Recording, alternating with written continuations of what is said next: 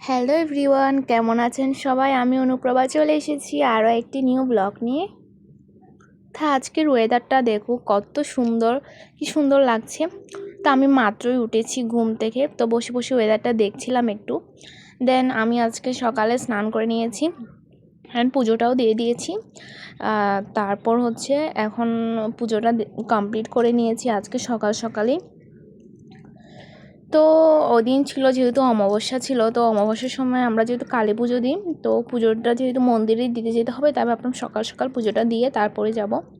অবশ্যই আমার শাশুড়ি যাবে পুজোটা দিতে। তো এখানে খিচুড়ি আনা হয়েছিল একটু সকালে, প্রায় তখন 10টা-11টা বাজে। আমার নাস্তাটাও করা হয়নি, ভাবলাম আজকে একটু খিচুড়ি সকালে একটু চা বিস্কিট খেয়েছিলাম, দেন আবার একটু চা বসিয়ে দিয়েছি এখানে। আর হচ্ছে সকালে আমি তেমন একটা এই যে খিচুড়ি বা ভাত জাতীয় এসব খাই না, নর্মালি নাস্তা করতে বেশি পছন্দ করি। তো ওই দিন যেহেতু খিচুড়ি ছিল, খিচুড়ি আমার ফেভারিট, তো ভাবলাম একটু খাই।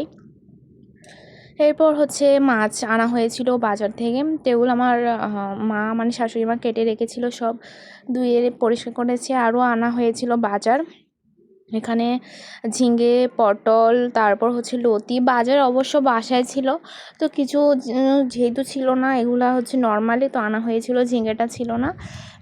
আর হচ্ছে এই যে গাটি কচু, এগুলো মনে হয় গাটি কচু বলা হয়, কচু আনা হয়েছিল।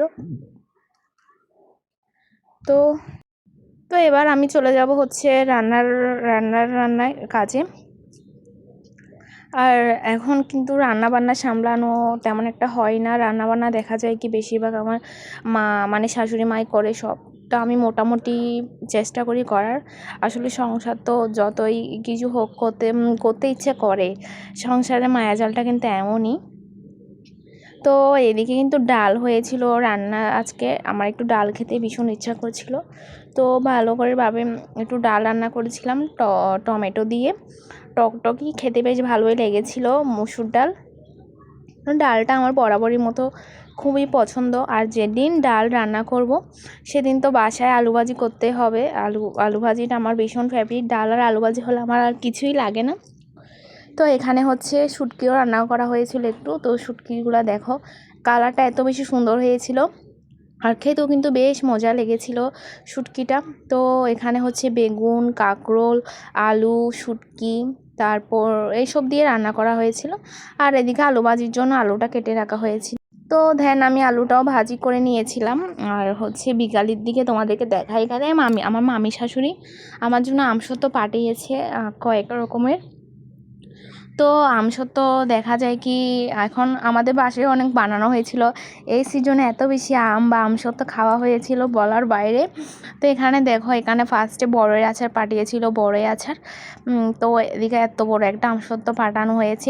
এটা পাঠিয়েছে মেবি আমার পিসি শাশুড়ি, আর আমার মামি শাশুড়ি পাঠিয়েছে হচ্ছে তোমাদেরকে দেখাই, এই যে এগুলো ছোট ছোট পিস করে দেওয়া হয়েছিল। আমার মামি শাশুড়িরা এত সুন্দর যত্ন করে আমার জন্য বানিয়ে পাঠিয়েছে। তোমরা যদি আমার ভিডিওটা দেখে থাকো, তোমাদেরকে অনেক অনেক থ্যাংক ইউ। তো এখানে দেখো কত সুন্দর পিস করে করে পাঠিয়েছে আমার জন্য, তা আমি এত বেশি খুশি হয়েছিলাম এগুলা দেখে বলার বাইরে। অবশ্য বাসায়ও রয়েছে, তারপরও মেয়েদের ইমোশন হচ্ছে এগুলাই। ইমোশন যা বলা যায় কি, মানে মেয়েরা এই জিনিসে বেশি পছন্দ করে। প্রত্যেকটা মেয়ের কাছে আচার, আমসত্ত্ব, টক জাতীয় জিনিসগুলো অনেক বেশি ফেভারিট। তো আমি এরপর আমার আলনাটা একটু গুছিয়ে নিলাম। দেখা যাচ্ছে কি অনেক দিন আলনাটা গুছানো হয়নি, তাই কিছু কাপড় চোপড় নর্মালি যেগুলো হচ্ছে ইউজ করা হয় না, ওগুলো আজকে একদম বস্তা ভরে রেখে দিয়েছি। তো অল্প স্বল্প এখানে কিছু রেখেছি। আসলে ঘরের মধ্যে অত বেশি জিনিসপত্র কাপড় চোপড়ে থাকলে আমার ভালো লাগে না।